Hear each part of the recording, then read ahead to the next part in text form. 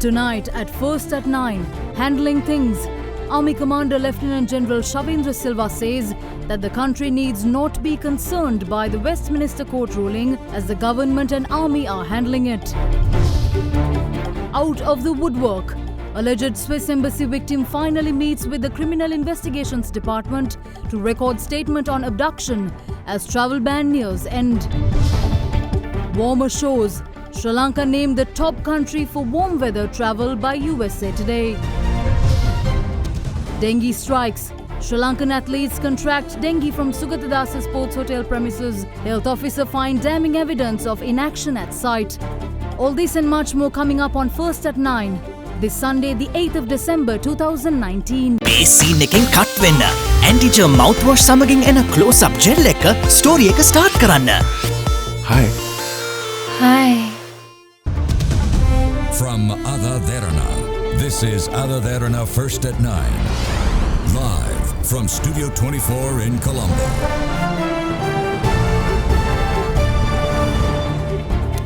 A very good evening. This is First at 9 on AdaDerana 24. I'm Shanella Fernando. Moving on to your top story tonight. Army Commander Lieutenant General Shavindra Silva commenting on the recent Westminster Court judgment and fine of 2,400 sterling pounds against former Sri Lanka embassy in the UK. Defence Advisor Brigadier Priyanka Fernando says that he is confident that the Ministry of Foreign Affairs and the Sri Lanka Army will be able to deal with the issue and rejected reports that funds are to be raised. Rather, in this regard, he made these comments to the media following a visit to the Mirisavatia temple yesterday. The recent Westminster Court decision to convict in absentia former Defence Advisor to the Sri Lankan Embassy in the UK, Brigadier Priyanka Fernando, and impose a fine of 2,400 sterling pounds for violating the UK's Public Order Act has created quite an uproar, with the Sri Lankan government protesting against the UK government's apparent ignoring of its diplomatic immunity in allowing the case to go ahead. Speaking to the media following a visit to the Mirisavatia temple yesterday, Army Commander Lieutenant General Shavindra Silva says that he is confident that the government and the army will be able to satisfactorily handle the issue. Hinting at the army's ignoring of the verdict and fine, he added that there were no need for funds to be raised following reports to the effect.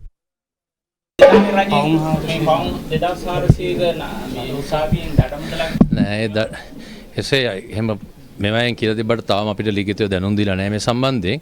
ඒ අනුව නමුත් ශ්‍රී ලංකා යුද හමුදා විදේශ අමාත්‍යාංශත් එක්ක එකතු වෙලා මේ පිළිබඳව මේ ලබා දුණු තීන්දුව පිළිබඳව විදේශ අමාත්‍යාංශය මේ වෙනටත් මේ පිළිබඳව කටයුතු කරමින් පවතිනවා. නෑ මුදල් එකතු කිරීමට කිසිම අවශ්‍යතාවයක් මේ අවස්ථාවේ වෙන්නේ නැහැ. තාම මේ විදේශ අමාත්‍යාංශය මේ සම්බන්ධයෙන් කටයුතු කරන හින්දා එසේ මුදල් එකතු කිරීමක් කිසිසේක පුද්ගලයෙක් විසින් කිරීම කිසිසේත්ම අවශ්‍යතාවයක් නැහැ. Gel scene action. Anti-germ mouthwash සමගින් එන close-up gel එක story එක start කරන්න. The victim in the alleged Swiss embassy abduction incident has arrived at the Criminal Investigations Department today. She was accompanied by officials from the Swiss embassy in Colombo. Following the report of a Swiss embassy staffer being abducted and threatened last month, the government launched investigations that revealed several discrepancies in the version of events as reported by the embassy. Subsequent to these findings, the alleged victim was hitherto unavailable to record a statement with the authorities due to mental trauma after the incident. A temporary travel ban was then placed on the victim, which expires tomorrow. However, today the victim finally came forward to do so, which could finally help the police and CID bring this investigation to a final close.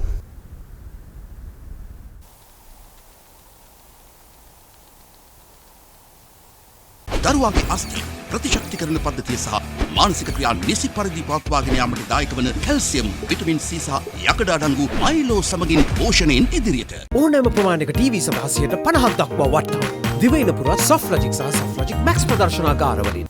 India's National Investigation Agency yesterday filed charge sheets against two Islamic State operatives in the outfit's Coimbatore cell, Mohammad Azharuddin and associate Sheikh Hidayatullah.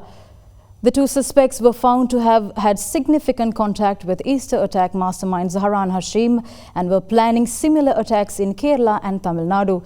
The charge sheet was being filed in the National Investigations Agency's special court in Ernakulam under criminal conspiracy and terror charges. After the Sri Lanka attacks, in which over 250 people were killed, the NIA had registered a case on 30th May against 6 people from Coimbatore and Tamil Nadu. During a search of Azharuddin's residence in June, the NIA recovered 41 documents, including books advocating jihad, magazines published by a banned terrorist organization, mobile phones, SIM cards, pen drives, hard disks, and an internet device.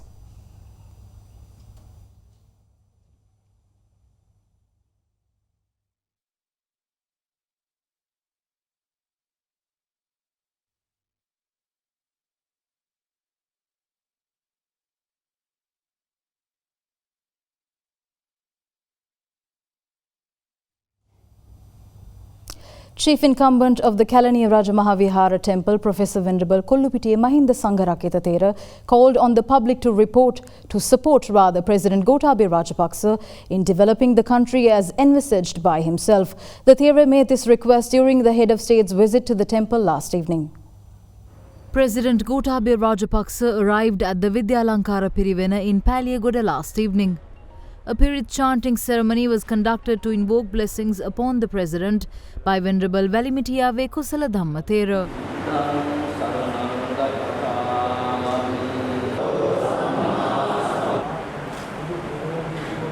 The President then visited the Kalaniya Raja Mahavihara temple. After engaging in religious observances, the President called on the chief incumbent of the temple, Professor Venerable Kollupitiya Mahinda Sangharakkhitha Thera.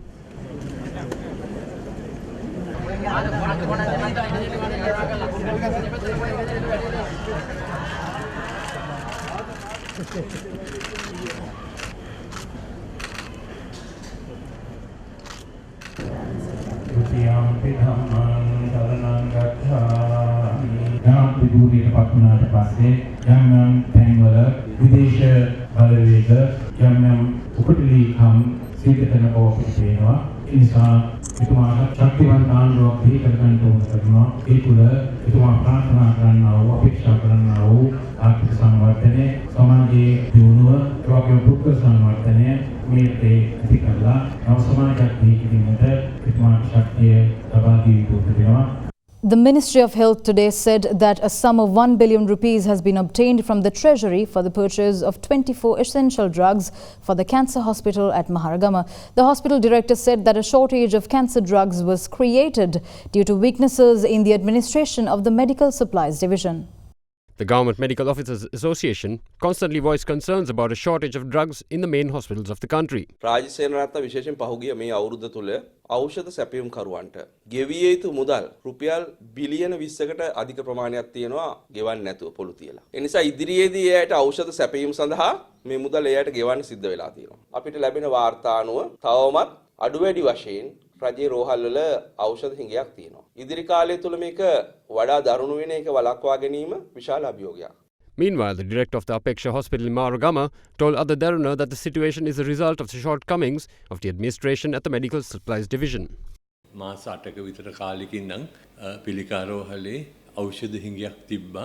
අත්‍යවශ්‍ය පිළිකානාශක ඖෂධ 35ක විතර ප්‍රමාණයක් තිබුණේ නැහැ. මම හැම සතියෙම සවුන්දට වෛද්‍ය සැපයුම් අංශයේ මේ බෙහෙත් නැහැ කියලා. නමුත් රාජිත සේනාත් ඇමතුමා හැම වෙලෙම කිව්වා බෙහෙත් නැති වුණත් තිබුණත් බෙහෙත් තියෙනවා කියන්න කියලා. මං කිව්ව ඒක ප්‍රතික්ෂේප කරා. ඒතර ඔහු ඇත්තටම මට ඕයි තමුසේ වගේ වචන පාවිච්චි කරලා බැන්නා. මේ බෙහෙත් හිඟේට ප්‍රධාන හේතු වුණේ ඖෂධ සමාගම් වලට ඒ බිල ගෙවන්නේ නැති එක. මේ ආණ්ඩුව ආවෙන් පස්සේ පහුගිය බිලක් තියෙනවා රුපියල් කෝටි 800ක. Issuing a statement, the Ministry of Health said that an emergency purchase of essential drugs will be made this week through the State Pharmaceutical Corporation and will be delivered to the Apeksha Hospital in Maharagama. Accordingly, a sum of 1 billion rupees has been allocated to Treasury to purchase 24 essential drugs for the Maharagama Hospital. Furthermore, the ministry said that the shortage will be avoided as the drugs are currently being purchased. UNP parliamentarian Ajit P. Pereira says that the struggle to appoint Sajid Premadasa to the party leadership will begin tomorrow, saying that there will not be a victory without struggle. The parliamentarian is confident that they will be able to successfully achieve their target of making MP Sajid Premadasa the next leader of the UNP. විපක්ෂ නායක ධූරය පිළිබඳ ප්‍රශ්නය අපිට සාකච්ඡාවෙන් සම්මුතියෙන් විසඳ ගන්න පුළුවන්කම ලැබුණා. ඒක ලොකු සතුටක්. ඒ පත්වීම ජනවාරි 3 වෙනිදා නිල වශයෙන් ප්‍රකාශ කරන එක වෙනම කතාවක්. නමුත් ඒ ප්‍රශ්නය දැන් ඉවරයි. රනිල් වික්‍රමසිංහ මැතිතුමා දැන් දේශපාලනයෙන් ඉවත් වන තත්ත්වය තුල පාර්ලිමේන්තුවේ විපක්ෂ නායකවරයා සජිත් ප්‍රේමදාස පක්ෂයේ නායකත්වය පිළිබඳ ප්‍රශ්නයක් මේ ආකාරයෙන්ම විසඳගත යුතු තියෙනවා. පක්ෂය තුල ඉන්න කිසිම ජේෂ්ඨයෙක් එළියට යන්නේ නැති විදිහට සියලු දෙනාම පක්ෂය තුල සහෝදරත්වයෙන් වැඩ කරන්න පුළුවන් ආකාරයට මුළු පක්ෂයම එක්සත් කරන ආකාරයට මේ වෙනස සිදු විය යුතුයි. අපි විශ්වාස කරනවා ඊළඟ දින කිහිපය තුල සජිත් ප්‍රේමදාස මැතිතුමා පක්ෂයේ නායකත්වයට පත් කිරීම සඳහා වූ වැඩපිළිවෙල සාර්ථකව අපිට අවසන් කරගන්න පුළුවන් වෙයි කියලා වසර 25කට පස්සේ මේ වෙනස්කම් සිදු වෙන්නේ අපිට දින කිහිපයක් ඒ වෙනුවෙන් ලබා දෙන්න. මොකද උනන්දුවක් තිබුණා මේ පක්ෂ නායක ධූරය සම්බන්ධයෙන්. දැන් ඒ උනන්දුව නෑ නේද මේ එක්සත් ජාතික පක්ෂ පාර්ටි මේ මන්ත්‍රී කණ්ඩායම අතර ඒ උනන්දුව නෑ නේද මේ නායකත්වය තෝරා ගැනීමේදී. නෑ ඒ උනන්දුව තිබෙනවා. දැන් අපි විපක්ෂ නායක ධූරය පිළිබඳ එකඟතාවය ඇති කරගත්ත රැස්වීමේදී එකඟ වුණේ හෙට කියන්නේ සඳුදා මේ සාකච්ඡා ආරම්භ කරා. පොඩ්ඩක් හුස්ම ගන්න වෙලාවක් දෙන්න බෑ. මේක ඒ කියන්නේ මේකටත් අරගලයක් කරන්න වෙලා තියෙනවා. අරගලයකින් තොර ජයග්‍රහණයක් නැහැ නේ. නමුත් මම හිතනවා මේ ජයග්‍රහණය ළඟ පේනවා. A boat capsized this morning near the Kinya Upparu Bridge in Trincomalee, claiming the life of a student sitting for the ongoing ordinary level examination this month, while 2 others remain missing. The accident comes in the backdrop of continued bad weather, with warnings being issued on rough seas in the eastern coastline of the country. The Department of Meteorology stated that there would be an increase in rainfall over the upcoming days, which could increase up to 200 millimeters. Due to a low-level atmospheric disturbance in the southeast of Sri Lanka, many districts of the country are expected to experience an increase in rainfall over the next few days. A total of 43,000 people are undergoing hardships due to the extreme rainfall over the past few days. The sluice gates of dams were forced open due to the heavy rainfall in many regions, flooding lowland regions. Meanwhile, near the Kinya Upparu Bridge, a boat attempting to ford the Mahavihara river capsized, claiming the life of a student sitting for the ordinary level examination, while 2 others remain missing. The boat had capsized when a strong current had caused the boat to overturn, while passengers had tried to swim ashore. Among 5 of the passengers on board, 2 were rescued, while the Navy and police are conducting rescue operations to locate 2 of the missing passengers. Warnings issued regarding potential landslides to areas such as Badulla, Nuwara, Kandy, Ratnapura and Monaragala were said to still be applicable by the Disaster Management Centre. Meanwhile, head of the Indian Meteorology Department Dr. S. Pai said that Sri Lanka would experience adverse rainfall conditions in the eastern part of the country in the next 2 to 3 days due to atmospheric disturbances. Next 2-3 days, good possibility of having heavy rainfall over eastern part of Sri Lanka. Inter-monsoon is becoming stronger. See, now there is some, disturbance is passing. So at least next 2-3 days, there will be rainfall activity over Sri Lanka. India is only maybe some thunderstorm activity southernmost part, maybe some Tamil Nadu and Kerala. But otherwise, rainfall activity will be mainly over Sri Lanka and Maldives area. Now there will be increase in rainfall activity next 2 to 3 days. Thereafter, there will be reduced, but rainfall activity will continue occasional, particularly in the evening, thunderstorm activity and all. More news on the other side of this break. Stay tuned.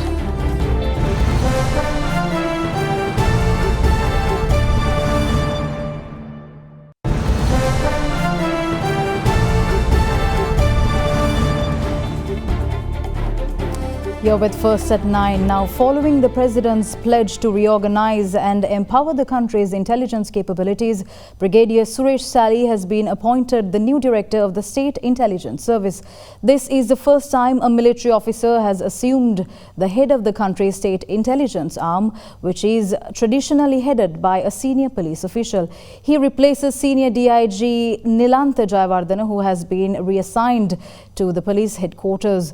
Brigadier Sally will function function under retired Major General Jagath Dialvis, the Chief of National Intelligence. Meanwhile, Brigadier Chandana Wickramasinghe has been appointed Army spokesperson and will assume duties from the 17th of December. He replaces Major General Sumit Athapattu, who is due to be assigned to the Army headquarters.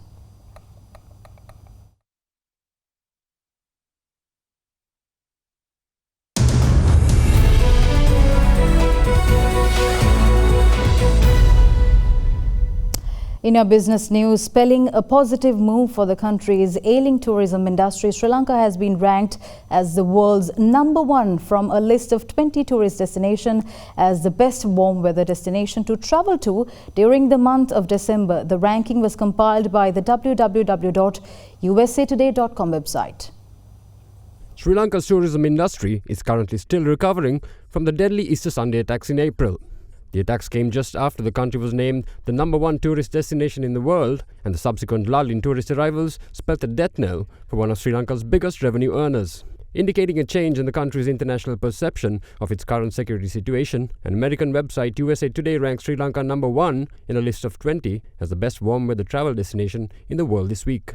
The website describes Sri Lanka as an overlooked gem and an exotic island in the Indian Ocean that shouldn't be travelled alone but with a group due to the lack of crowds and its beautiful cuisine and colourful history. The site made a point to mention Sigiriya and the Golden Temple of Dambulla as places to visit once arrived. Ranked #2 on the list was Galapagos Islands, while Dubai, Hanoi in Vietnam and Buenos Aires, Argentina came in 3rd, 4th and 5th place respectively. Tourist arrivals via charter flights to Sri Lanka ran into headwinds in 2018, falling 14.4% from a year earlier to 43,946 holidaymakers. According to a report, charter flights made up 1.9% of tourist arrivals in 2018, down from 2.4% a year earlier. Thomson Airways, the Europe-based carrier, which is one of the world's largest charter operators, remained at the lead, hauling 8,244 tourists to Sri Lanka in 2018. This is down from 10,532 a year earlier. Arrivals from special aircraft such as business jets fell to 1,950 from 9,928 a year earlier. Iran-based Mahan Air hauled 136 tourists, down from 2,625 a year earlier. Meanwhile, a rise in tourist traffic was seen from Russian charter operators. Azur Air brought in 6,746 tourists, up 21.4%, and Royal Flight hauled in 2,510 tourists, from none a year earlier. Charter flight arrivals had boomed to a record-breaking 51,379 in 2017, from 13,144 in 2016. China's exports in November shrank for the 4th consecutive month, underscoring persistent pressures on manufacturers from the Sino-US war. But growth in imports may be a sign that Beijing's stimulus steps are helping to stoke demand. The 17-month-long trade dispute has heightened the risks of global recession and fueled speculation that China's policymakers could unleash more stimulus as growth in the world's second-largest economy cooled to nearly 30-year lows.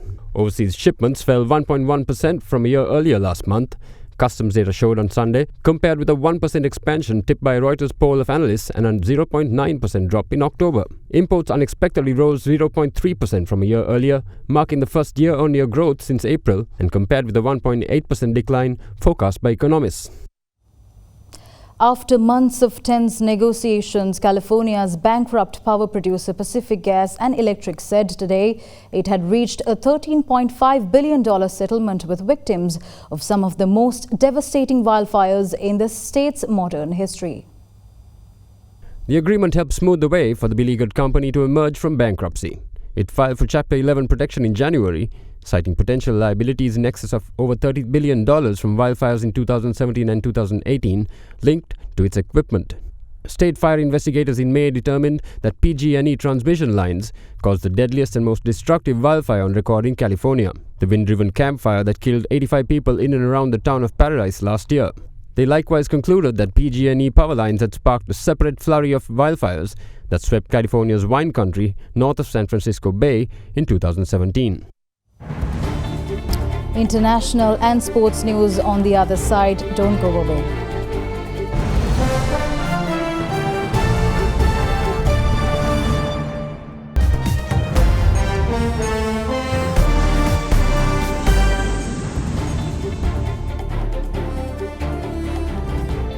Hong Kong police released a video today revealing a semi-automatic firearm as well as more than 100 bullets discovered in morning raids at several locations.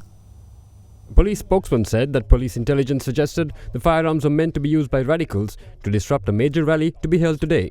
He added that according to police investigations, the purpose was to use today's demonstrations as a pretext for the use of firearms and create a disturbance. This included attacking police officers or creating a situation in which innocent people would get hurt. Hong Kong was gearing up for a mass rally today that is expected to gauge support for pro-democracy demonstrations in the Chinese-ruled city as the government appealed to people to express their views peacefully. Police gave the green light to the Civil Human Rights Front, the organizer of largely peaceful million-strong marches in June, to hold the rally, the first time the group has been granted permission for a protest since 18th August.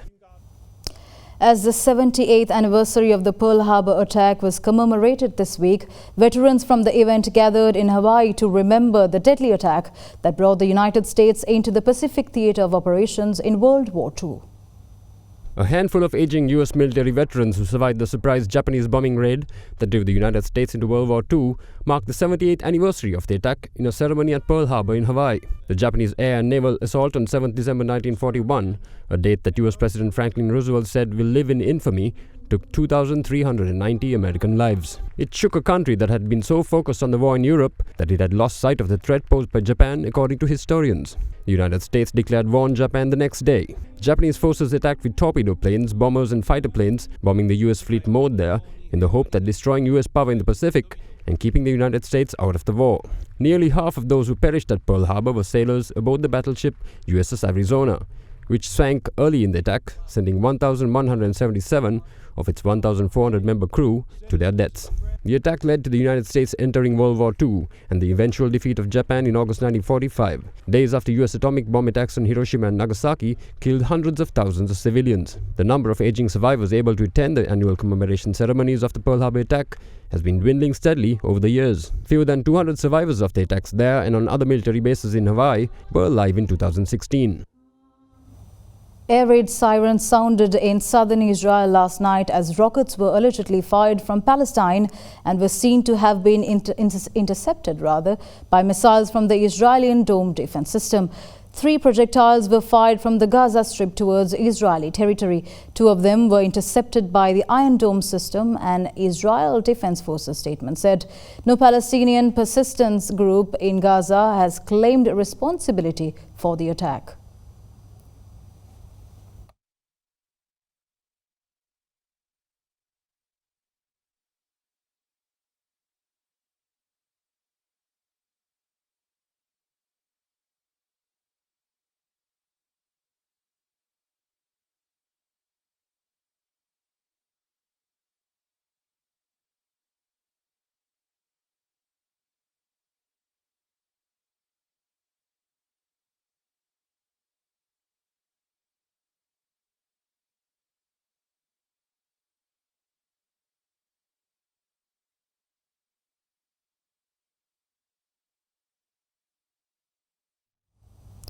In your sports story, Sri Lanka's South Asian Games team was hit by a potentially serious setback, with a total of 13 athletes being diagnosed with potentially fatal dengue fever in Nepal.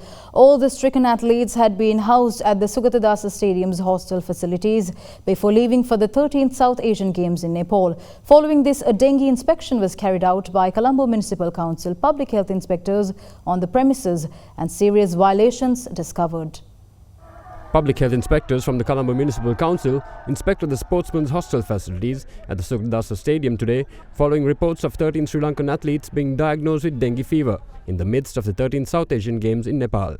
Serious health violations were discovered on the premises, pointing to negligence by the authorities in charge of maintaining the facility. All athletes diagnosed had been housed at the facility before leaving for Nepal, pointing to the hostel as the source of the potentially fatal condition. කල්පනා කරන මේ එකම ස්ථානයකින් තමයි සියලුම ක්‍රීඩකයන්ට dengue රෝගේ වැළඳෙන්නේ නැත්තේ කියලා. බහුතරයක් ක්‍රීඩකයන් හිටියේ සුගතදාස ක්‍රීඩා සංකීර්ණයේ හෝටලේ. ඒ හෝටලේ ආශ්‍රිතව හිටපු සාක් සංචිතයේ ක්‍රීඩකයන් 12 දෙනෙකුට ඩෙන්ගු රෝගේ වැළඳලා තිබුණා. ඔබට බලා ගන්න පුළුවන් දැනටත් මේ ප්ලාස්ටික් පුටුවල ඒ වගේම යකඩ බම්බු තියෙනවා. ඒවයි මදුරු කීටය ඔක්කොම බෝ වෙලා තියෙනවා. මෙම ස්ථානයේ ඉඳන් ක්‍රීඩකයන් රැඳී සිටින නිවාසිකාගාරයට මීටර් 20ක්වත් නැහැ. අපි සියලු දෙනාම හිතන්නේ මෙම ස්ථානයේ ඉන්න මදුරු කීටයන්ගෙන් ඇති වෙන මදුරුව තමයි මෙම ක්‍රීඩකයින්ට මෙම ඩෙන්ගු රෝගය බෝ වෙලා තියෙන්නේ කියලා. මෙම ස්ථානයේ ඉඳලා තමයි 28 වෙනිදා සාෆ් ක්‍රීඩාවන් සඳහා ඒ දරුවන් පිටත්ව ගිහිලා තියෙන්නේ. දිගින් දිගටම මෙම ස්ථානය පරීක්ෂා කිරීම සිදු කරලා තියෙනවා. අවශ්‍ය වෙලාවට දුමායන කටයුතු සිදු කරලා තියෙනවා. නමුත් පිටුපස තියෙනවා මේ අංගනයේ ගොඩනැගිලි අබලි ද්‍රව්‍ය, ඉවතලන දේවල්, කැඩිච්ච පුටු, ප්ලාස්ටික් ද්‍රව්‍ය ඒවැයි අධික ලෙස මදුරුවන් බෝවීම සිදු වෙලා තියෙනවා දිගින් දිගටම. අපේ ප්‍රධාන සෞඛ්‍යතුමා උපදේශ පරිදි සතියට එකපාරක් ඇවිල්ලා අනිවාර්යයෙන්ම පරීක්ෂා කරනවා. 10 වෙනි මාසේ 26 වෙනිදා මම ලියුමක් ඇවිල්ලා තියෙනවා සහකාර අධ්‍යක්ෂතුමාට මේ තියෙන අඩුපාඩු ඔක්කොම ලියලා.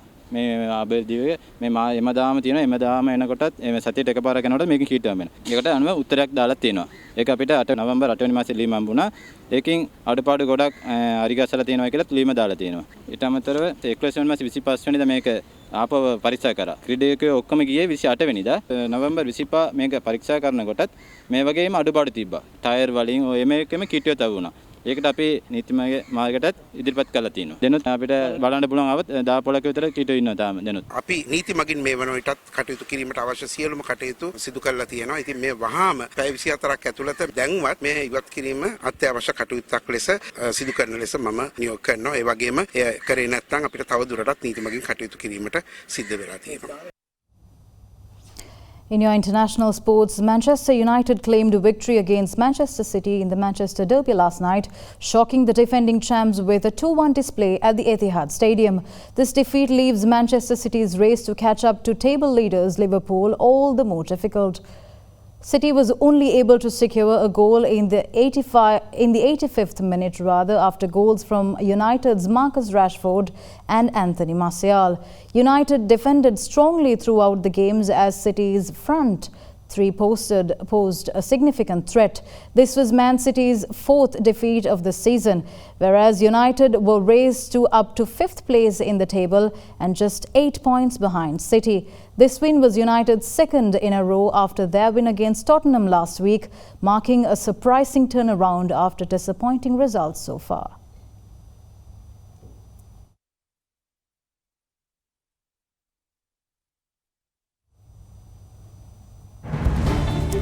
That's all we have from First at 9 tonight. Thank you for joining. I'm Shanila Fernando. Good night.